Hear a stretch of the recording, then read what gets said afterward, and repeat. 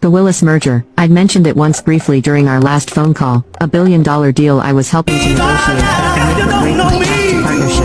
My mother had changed the subject within 30 seconds. Throughout dinner, my parents doted on Caroline and Thomas. The next generation of Wilsons will have quite the legacy, my father announced, champagne flute raised high. Thomas has just been made the youngest senior partner at Wilson Properties. The Bradford connection has already brought 3 new major clients, and now a grandchild. Marcus squeezed my hand under the table. He knew how hard I'd worked for my own senior associate promotion, a fact my parents had acknowledged with all the enthusiasm of someone noting a change in weather. Rebecca, Caroline turned to me, her perfect blonde hair gleaming under the chandeliers. My guy, are they gonna marry one day?